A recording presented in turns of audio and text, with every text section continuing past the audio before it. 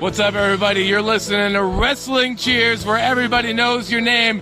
And my name is Alex Worldwide Keller. And now you know Wrestling Cheers Worldwide. Taking your way in the world today takes everything you got.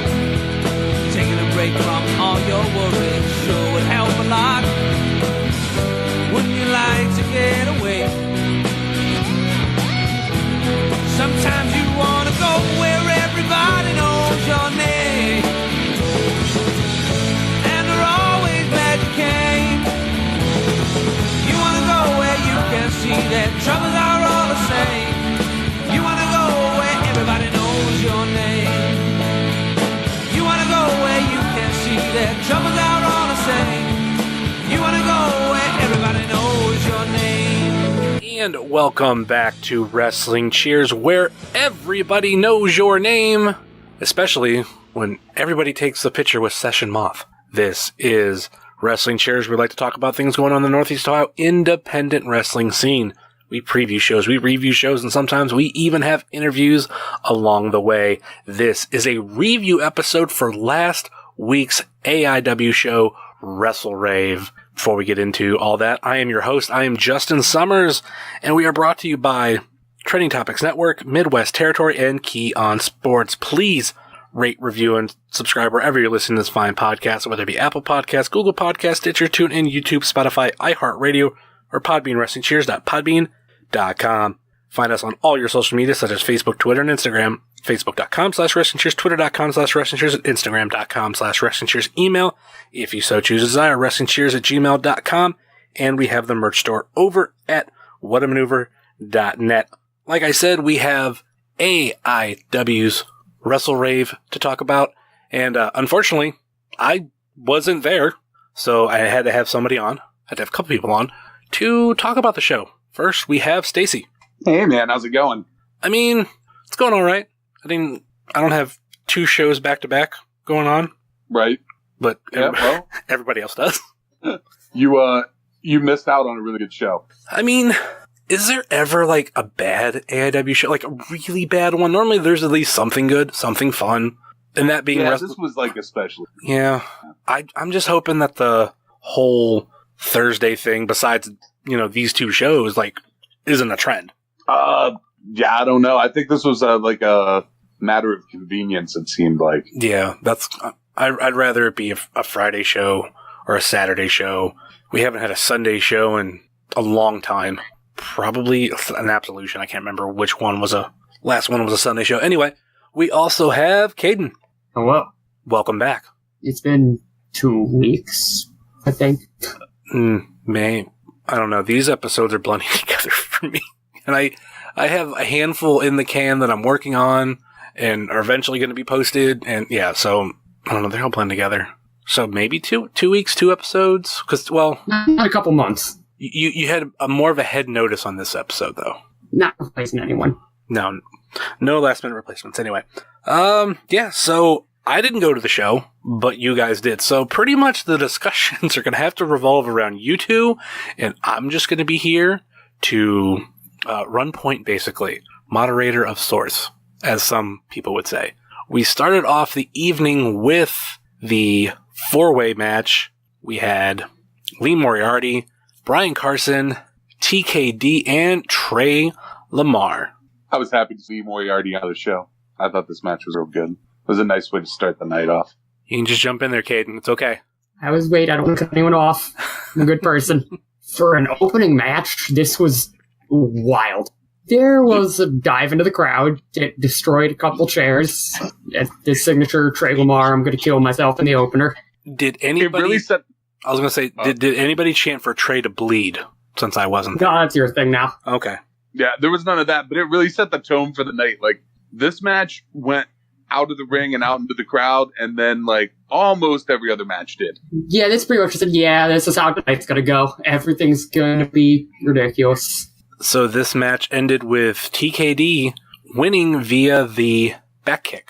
His spinny back head kick gimmick. I still don't know if he has a name for it or not. Again, if you do, please tell me.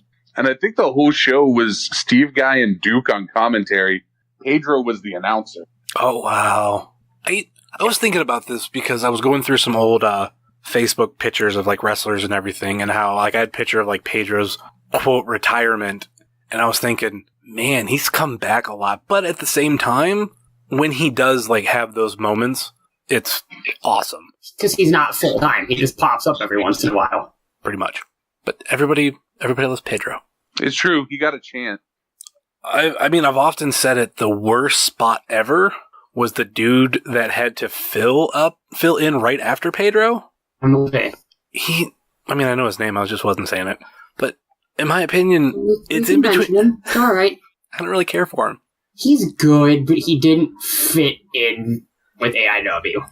Yeah, I don't know what Steve has that he didn't, but I don't know, like, it was kind of like a nice buffer of where Pedro was great, Emma was, not really, just didn't feel right, felt weird. He wasn't AIW. Yeah, and then Steve Guy came in and killed it. For not doing any ring announcing before that. Never doing ring announcing, but being a stand-up comedian, he has a little bit of... He does have experience with something similar. Yeah. So, and with me not being at the show, like, still, I hope Lee Moriarty gets more and more opportunities. Something that, Kayden and I can attest to. I mean, you too, Stacy, just a dude who's really been grinding over the past, like, year or so and doing things that other people weren't doing. Like, didn't he do the Ultimo Dragon seminar? Oh, yeah, he was showing up at the seminars. Yeah, so... Yeah. He was a guy always trying to better himself and to get the shot at AIW and have another match. Hopefully, like, he becomes regular. Hopefully, he's a dude that, is the next couple months or even within the next year has a great feud and everything, just really builds his presence in AIW.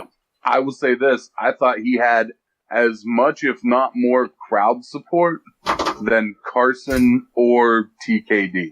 Wow. Yeah. So, for what that's worth, I think he's a nice addition to AIW.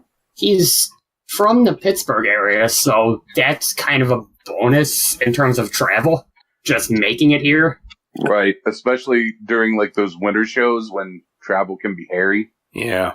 Moving on to the next match, we have Ryder Reed versus Victor Benjamin, also debuting in AIW. Another dude who's been grinding a bit. We talked about this on the preview episode. So, how was this match? He got heckled hard, brutal heckled when he came out. Victor Benjamin. He had... Not Ryder. No, Ryder Reed, just fine. Kind of killed him. I mean, I would have heckled Ryder Reed for shaving his beard because he looks really weird. Yeah, he does. I keep giving him shit online for it. It's great. So, like, Victor Benjamin, the times I had seen him before had, like, his, like, steampunk thing or whatever going on.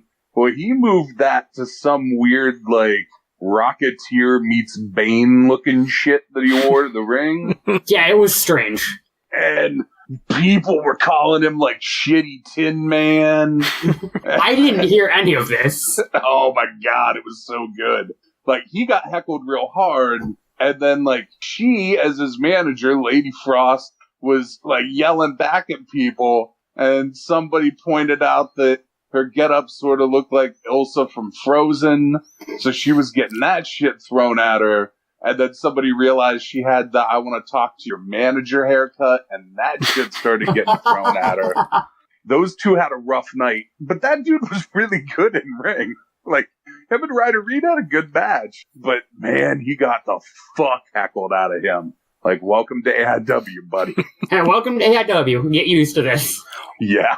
To debut at a bar show, especially this one. Worst places crowd-wise. Yeah. Best, worst, depending on how you look at it. Worst as in size-wise, for the most part, but you're also getting the best, maybe also worse reactions out of people. Yeah, I think the right people were just the right amount of drunk that it was fucking just a field day on that dude. But their match was really good. He's not a bad wrestler. He's good. I know the last time I was on here, I said he was only like a year in. Correction. It's a couple years into wrestling. Okay. She's the one who's... like a year. And oddly enough, it was last week, the day after we recorded the episode, she posted a thing like, oh yeah, like a year ago I was on Raw. And I was like, oh shit, we just talked about that. How ironic. Yeah, she got squashed by Asuka. Asuka, Nia Jax, tomato. Yeah. So, Ryder Reed won via the Vile Driver? His Hurricane Rana murder driver. Okay. He wins, but he lost his beard, so it's still sad. Oh, the good news is those grow back. Hopefully he doesn't have the worst problems I have. It's now just starting to get to a decent length. I hate, like, something him and I talked about, like, being that fresh shaved. Hate it. We both hate it. Ugh. I wouldn't know anything about it. Hey, I don't know about him, but I had dedication to a Halloween costume. Was it worth it? For the night? Yes. But came... For that one night. Yeah, the next day, after that, I was like, oh god, I hate this. So, the show continued with Parker Pierce versus Rex Brody. Anybody? It's real good seeing Rex back at AIW. Yeah. Yeah, I like Rex Brody. I don't know, there's not much to say about this match. It was pretty basic. Not bad, just... Yeah, it was a match. It wasn't bad, though. But it wasn't, like, a standout, really, really good match. Yeah, there was nothing about it where I would be like, oh, this was horrible. No, not at all. There was the thing at the end, right? With Parker Pierce and Dan. Not really spoilers, because the show's happened, and those results, and all that. Yeah. Yeah, which... UXWA, they ran this. Right. Which is kind of weird that there's that, like, blend over now between the two. It makes sense in their long run. Wait a minute, what does. If it works one place, it's going to work the other, hopefully. What are we talking about with spoilers? That's what this show's about. There's no such thing as spoilers. If you haven't seen it, you shouldn't be listening to the review show. It's fair enough. Just because I haven't seen it, doesn't mean... I don't want to say that. I don't care if it gets spoiled. I mean, it's out there. It happened. I'll eventually watch it on DVD or whatever. So, according to the tweet that you also, Kayden, that you put out there, Parker Pierce won via assistance from Dr. Dan. Now, what happened? Dan just distracted Rex, something, then he won. Yeah. Kind of blurry. So, like, Parker Pierce, he's still a part of, with the Duke and everything, right? I think. I think that's the whole point of the thing right now, is, like, Dan is trying to lure him away from the Duke to be, one of DCR's guys. Okay. Which is interesting, considering they were, correct me if I'm wrong, they were on the same team at the Akron show. Right. That's another plot twist there. Yeah, I think it seems like it's going to lead to, like, him and Twan not being a tag team anymore, which might be good. I think both of those guys could benefit from some singles stuff. Big match, Twan. Big match, Twan, indeed. I know we don't cover UXWA, but that man's strapped up now. Main event? Yeah. On an unrelated note, at one of the places that I go for my work, there's a dude who looks almost identical to Twan. Like a bigger black dude with glasses, same kind of hair. Just looks like him. In my head, I call him Big Twin. Okay. Okay, so I kind of... It seems like the preview for Parker Pierce and Rex Brody was much like the review of, yep, it's a match. Yeah. Yeah, like I said, there was nothing bad about it. Not at all. It was just, unfortunately, on a card filled with insane shit. Especially for a bar show. Yeah, so it kind of didn't stand out. But it was fine. Next up, speaking of Dr. Dan, we had Dr. Dan and Ethan Page versus PME. Boy, PME is that breaking news? Yeah. Yeah, in case you haven't been to an AIW show in the last 6 months. Watch any of the shows for the last year. Yeah. They are fucking over. That match was good. Pretty much all the tag matches in AIW were good. I would agree with that. Again, it wasn't just 5 stars, but it was a very, very, very good tag match. Right. There was a couple times that I thought Ethan was going to throw Marino through the ceiling. Yes, because the ceiling's very low. I'll say this. The last couple times I've watched Dr. Dan wrestle, that dude is stepping up his game. Like, he's throwing out new, more athletic shit than I've seen him do before. It's twisty kind of splash thing. Yeah, I like it. It's nice to see Dan expand what he does. He's I like trying, Dr. Dan. and he's succeeding in a lot of things. He is. Because that dude, like, of all the guys that kind of came in when he did, I've always thought he kind of had the most charisma. Like, he's the best on the mic. His character was developed. And now, like, his in-ring is starting to step up to the level that his mic stuff. As much as we rag on the guy, he's pretty good. Yeah. The thing that I've always said about Dr. Dan was he was one of a very few wrestlers that as soon as he came out to his first match, there was already a defined character. Maybe it needed a little more definition, but it wasn't just, hey, I'm wrestler A. I'm a wrestler that has black singlet. Right. And I had something going right off the bat. I feel like with his whole career in AIW, he's known what he wants to do, and he's been trying. Granted, I don't think we see everything, but he has his own direction. No pun intended for anybody else that's on the AIW roster with that name. Well, and I'll say this. It speaks to how good he is as a heel that he gets booed and heckled and toilet paper thrown at him consistently. There's a whole bunch of people who have been doing this as long or longer than him that the crowd is kind of, whatever. But Dan has tapped into that, and I think that says a lot for how good he is at what he does. Yeah, we actually love him. Toilet paper is a way of showing it. Too. Yeah. We throw toilet paper at him because we love him. Correct. He has a different kind of heat than the Duke does. We just hate the Duke. No pretending on that one. I don't know. I still like the Duke.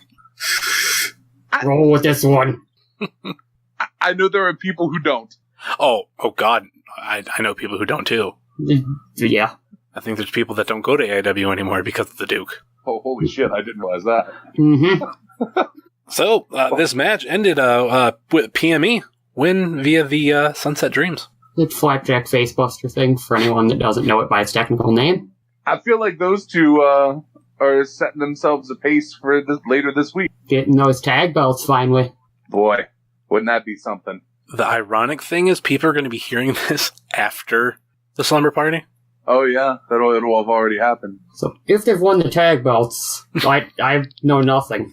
Yeah, I mean I don't know how that match at Jersey's going to turn out, but I know how this one turned out, and that was PME winning. Kayden, you fucked up. What'd I do? You did not put in the match for Alley Cat.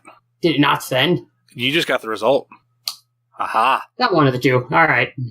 So, next up, we had Alley Cat versus, I don't have it in front of me, Kylie Ray. Kylie Ray. So, how was this match? I got the result down. It was fun. It was an Alley Cat match. She did a bunch of cat spots at the beginning. People had laser pointers. People had cat tools. I want to say, how did the laser pointer thing go over? It was all right. For the short time it existed. Yeah. Because I think if there was going to be a show that we were going to do it, this was probably going to be it. Well, yeah, like the back wall's black and stuff. Yeah. At the Winchester, so it gave her that to work off of. This was a good women's match. Also, you lie. I did tweet out the match thing for this. I don't see it, and I'm on. I should be on tweets and replies.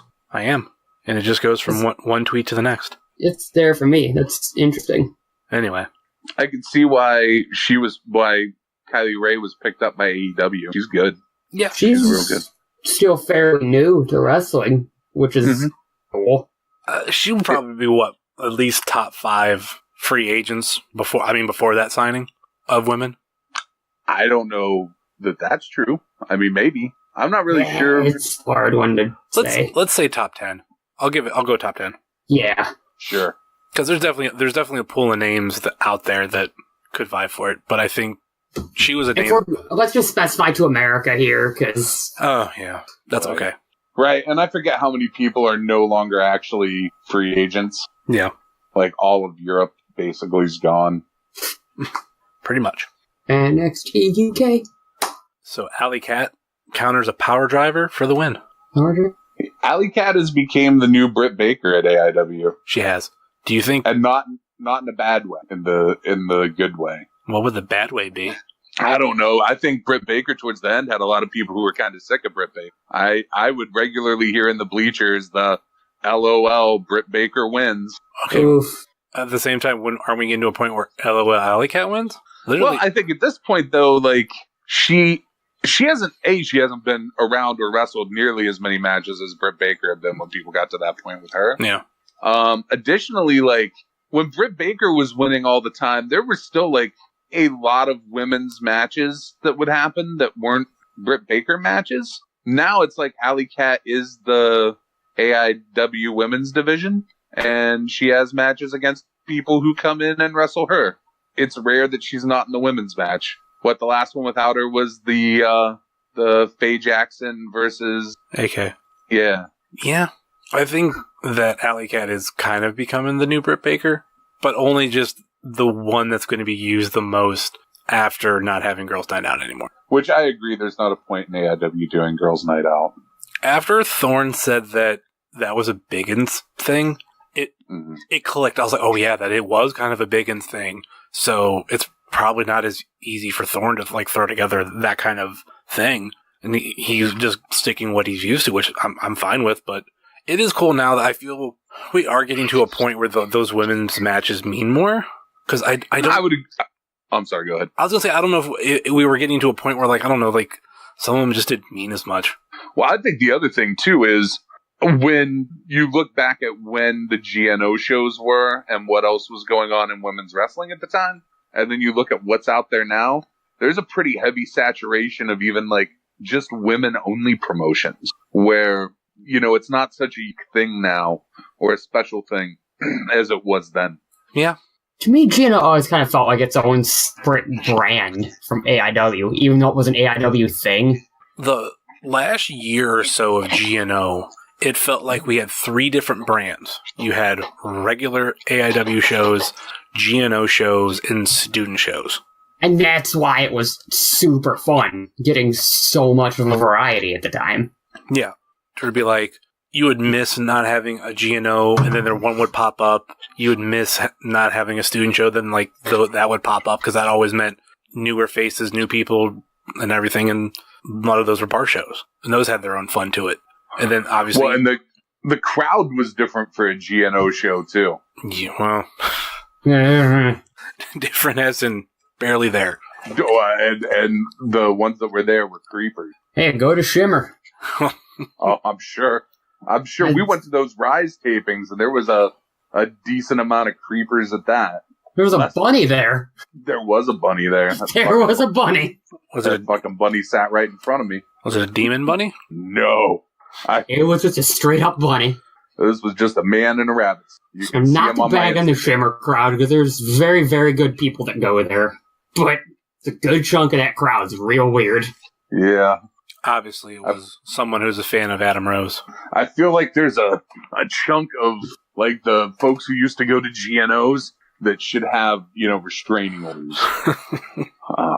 The last one, like, the last GNO show, there was a dude sitting right in front of us that was yelling shit at Gail Kim that made me think, yeah, she probably needs a restraining order against this guy. Like, he's probably stalking. If it's the dude I'm thinking of, oh boy. But anyways, that was a long but they time were ago. weird. End of story. Yeah. Reasons why we shouldn't have GNO anymore. Unless they're at Turner's Hall when it's 5 degrees. Oh, God. Next up, Only the best. We had Zach Thomas versus Wardlow. Holy fuck. Good lord. Good. This There was another ridiculous dive into the crowd. Yep. Many chairs perished this show. And Zach Thomas took out all of the rows of chairs. I'll tell you what, man. I still, like, I saw Wardlow, like I've said before, a couple of years ago, and I was not impressed at all. And the amount that dude has gotten better in that amount of time is fucking mind-blowing. And He's gotten ridiculously good in the last couple years. Yeah. And, like, Zach Thomas, I'm a fan of that dude, too. He's fucking great. These two had a great match. If the other matches that happened after this one hadn't been as ridiculous as they were, this would have been my favorite match. I would say put this on a main show in front of a bigger crowd. Yeah. No, I would watch that match again and again and again. Like, I would like to see a feud between those two. It was very, very good. I'm sorry, Zach, for saying you weren't going to win. You called me out at the show. I'm sorry. And it was Zach Thomas winning via powerbomb. Oh, and Zach used new entrance music, and it's way better. It wasn't planned. Oh. Came out to Taz's theme. Kiss War Machine. and it's way better than whatever the fuck he's been using. Yeah. Michael thought it was Taz. He got really excited. It's. I mean, Then out walks Zach Thomas. He was not very happy. I mean, it is technically Taz's theme that they did the sound-alike for, but yeah, it was because the first time. How ironic that we were talking about Kiss when Kayden got on the call, and we're now back to it. When I first heard War Machine, I popped because I'm like, oh my god, this is Taz's music. I love it even more. Yeah. Yeah, Zach Thomas, the only knock I've had on that dude is that his entrance music was goddamn awful. And this is way better. I think that's the opener for Raw that he has as his theme. It's something WWE has used for sure. Couldn't tell you, though, because they use way too many different musics. Yeah, whatever he's been using, not good. War Machine, huge improvement over it. Let's stick with that. Yeah, if it was an accident, happy fucking accident. Keep using it. Hell yeah. Next up, we had... No, I was like, wait a minute, is this the main event? No. Oh, no. For some stupid... Well, maybe because we thought this was going to be the main event. There's 3 more matches. Yeah. We have Eddie Only, Derek Director, and Donovan Danhausen versus Session Moth and The Weird World. Holy boy. shit. This was the weirdest, best fucking match ever. My god. It was everything you wanted this match to be, and more. Yeah, it was. It was fun. Fuck. It was amazing. It was fucking filthy. There was a fucking Twin Peaks spot that Danhausen did. I never thought I would see a Twin Peaks spot in a wrestling match ever in my life. Danhausen is the best. Danhausen is fucking amazing. Eddie and Session Moth had a lot of real fucking awkward interactions in the match that were amazing. Eddie almost killed himself on a coast to coast. Yeah. I got real worried about that. It was great. This match alone was worth the fucking ticket. You knew it was gonna be when it got announced. Yeah. And the fucking... let me say this about Session Moth, too. Like, I had been campaigning for a while. Like, I had a list of people that, like, I would love to see at AIW. And in the last year, all of them have been knocked out. Like, La Parka happened, Session Moth happened. And she, like, I thought the line for her meet and greet was just going on forever. It's because she took time with everybody. Like, it was good. Like, her meet and greet was awesome. You could tell she was having fun. Yeah, it wasn't just like, sign the 8x10, take the picture, go. No.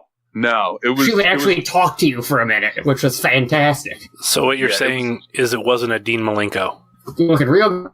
I mean, man, I wouldn't expect much more out of Dean Malenko than what we got. Did you ever watch Dean Malenko? Looking real grumpy back then, too. Yeah, he's not exactly a man of many words. It's not the grumpy part. It's literally, I think, after the show, I grabbed 4 pictures and put them all in a collage, and he had, like, the same pose. He looked like a cardboard cutout. Well, I mean, she kind of struck the same pose with everybody, too, like 1 or 2. She had the 3 different things. Sure. The Bibs one was great. But, yeah, man, like, the meet and greet was great. The match was great. I'm fucking really glad that Cleveland got a chance to have Session Moth come in, and I hope it works out again in the future, because I feel like she's a real good fit with AIW. Like, I wish she was in the States so that she could get booked more often. I feel she'll pop up in the States a lot more. I hope so. I mean, this whole run that she's on leading up to Mania, you can tell she's having fun. Like, she likes it here. So, hopefully. And the production is still amazing. Like, I had my questions, like, when Magnum had to, like, hang it up and, you know, everything had kind of been centered around him and Frankie. This new, like, 3-person production is fucking fantastic. It's better, honestly. In ways, it's much more serious. While it's still, like, jokey, it's more, like, evil and serious. It's good. They can still be funny at times, but they are way more serious. Yeah, I dig it. I don't know what the story with Frankie Flynn is and what... He's dead now. Yeah, I don't know what he's going to do. He hasn't wrestled a show an AIW show for fucking ever. Hell on Earth, I believe. Yeah. Yeah. When they dropped the belts. Ugh. But The new production is fucking great. So it was Session Moth and the Weird World win via a triple team power driver on a chair. Yep. After Eddie only choked Session Moth with his belt. Again, this match got real weird. There were loud "Let's get weird" chants. It was awesome. Was that before the match even started? Correct me if I'm wrong. That was absolutely before. That might have been our section that started that one too. Next up, we had Dominic Garrini versus Wes Barkley. Chops. Buddy. Oof. Barkley Nation was there. You bet they were. Or as Wes would say, yes, sir. Yes, sir. And the crowd was rowdy.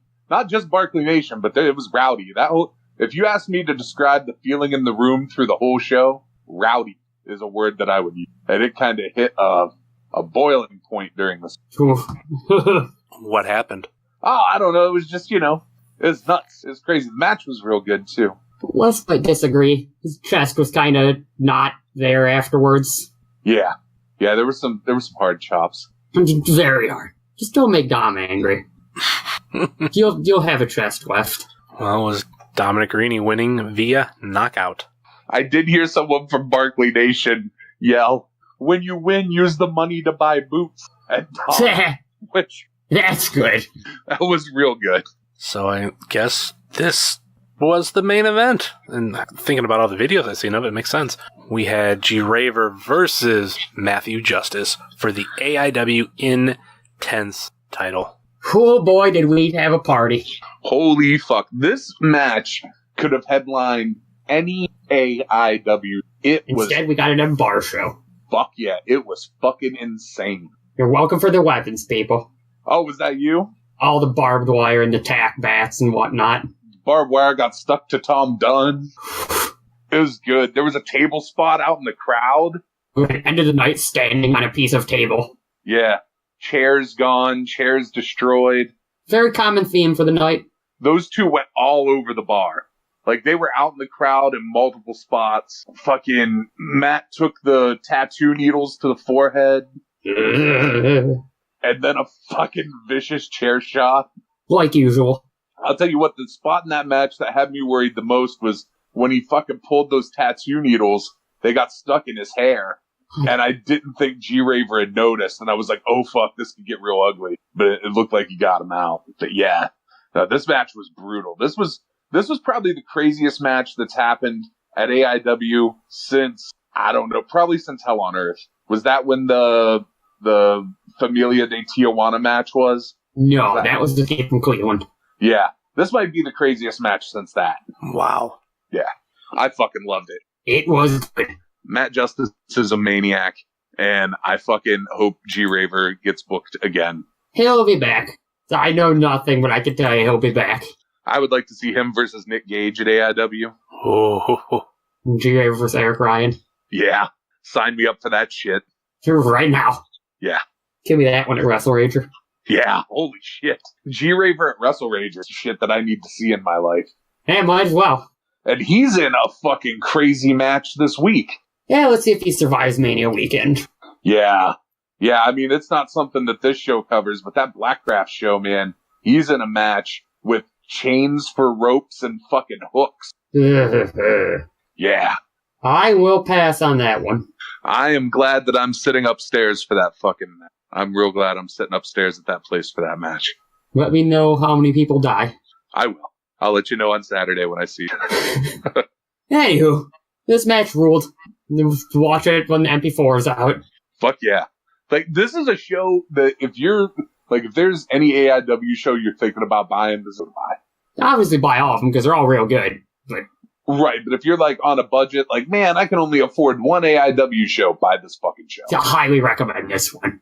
Like, if you like comedy wrestling, that shit happens this show. If you like death matches, that shit happens. If you just like good wrestling in general, happens this show. It was really good. Like, it's like top 10 AIW shows for me at this point. And that's saying something, considering this was one of their B shows, per se. Yeah. They knocked it out of the fucking park. The show was great. What are you guys? I honestly wouldn't mind if they had more shows at the Winchester. Oh, me either. Because, there's enough room in there to move around. And there's still enough room in between the ring and the rail with stuff. And there was enough room to have those chairs, have the limited seating, and then still have the standing room and not have it be. It's perfect for a show. Yeah. Now that back row, if you were sitting in it where I was, you did have people like right up against you. But whatever. I mean, if you were just standing room, you were gonna have people right up against you anyway. Oh, fuck it. Something you got to deal with. Yeah. My old bones appreciated the fucking chair. I'll say that. Yeah, I wish they had him at the last show.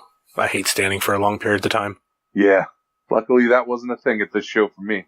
What are you guys' final thoughts on the show as a whole? Very good. Yeah. Incredibly good. Like I said, top 10 AIW show of all time for, like, it was, I don't know what they could have done to make the show better. There wasn't, like we said, there wasn't a bad match. There were some matches that didn't stand out because of how fucking good other things were, but there wasn't a bad match. It doesn't make those matches bad at all. No. It was a really good card. It was like balanced well. It was laid out well. There's not a thing I could say about the show, that would be a negative. Oh, you know what? I can say one negative, and it's about the Winchester in general, but this seems to be like every wrestling venue is the bathroom leaves a little bit to be desired. It's pretty tight quarters, as a larger man. There was a moment where there was me and another larger man in there, and it was tight quarters. But outside of that, like, and the Winchester has fucking really good food too, and a full service bar. I can agree with the food. Yeah. Got the fries before the show started. Highly recommend them. All right, any final thoughts or last minute plugs before we go? Start with Kayden. If you're at Mania Week when you hear this, then you have to see me. Say hello. Follow me on social media like usual at KVR216. Yeah, that's about it. I will also be around Mania weekend, mostly at White Eagle Hall. If you see me, say hi. And super fantastic podcast. Should have new episodes soon. I'm recording a couple while I'm in Jersey, so that'll be a thing. I took a month off because I had a lot of shit going on. But that's how that show goes. I mean, anybody who actually listens to it knows not to expect a regular schedule of shows at this point. And then when you do shows, they're longer, so it really makes up for it. It does. I don't know. I've got a plan going forward where there's going to start being like some regular in-between shows that are a little bit different than even the shows that we do now. But whatever. I do it for fun. Oh, so yeah. It is what it is.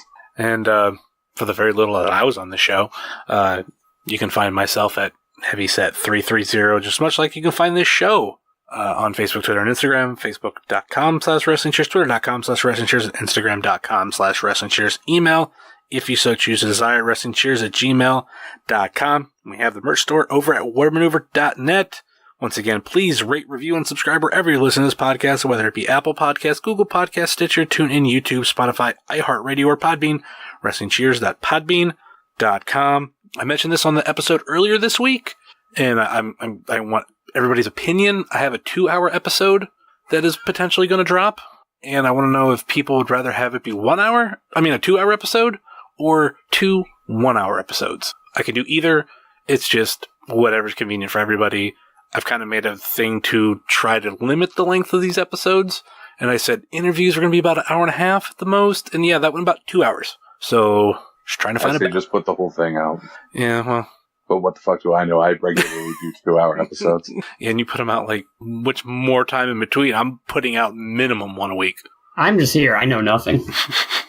It's just cool getting people's opinions. Some people are just like, if I can have them split up and list them at different times, or just come back to it. I don't know. Here's the thing. If you didn't record it with the idea of splitting it in half, splitting it can be awkward and leave people in a weird spot.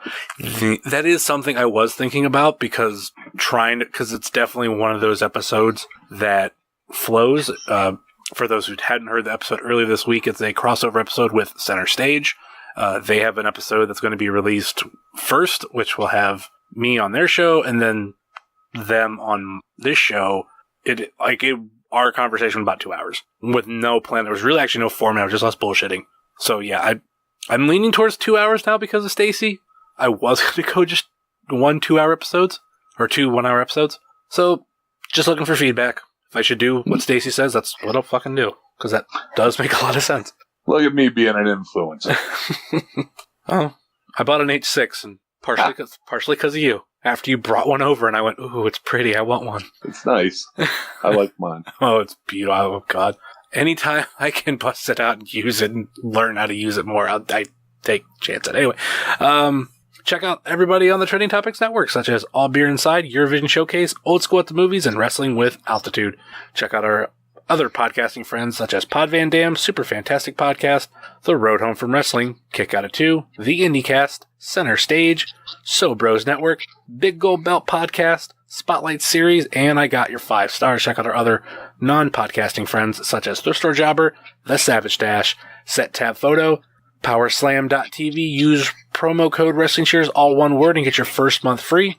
Ringside Sots Photography, Sickening Pictures, Wrestle Void, Key on Sports, Stay Tough, Midwest Territory, Southern Underground Pro, and the official graphic designer of Wrestling Cheers, Moy Boy Designs. That will do it for us here on Wrestling Cheers, where everybody knows your name, even if you didn't go to the show.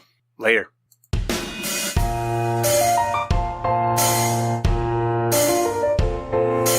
Making your way in the world today takes everything you got. Taking a break from all your worries sure would help a lot. Would you like to get away? Sometimes you wanna go where everybody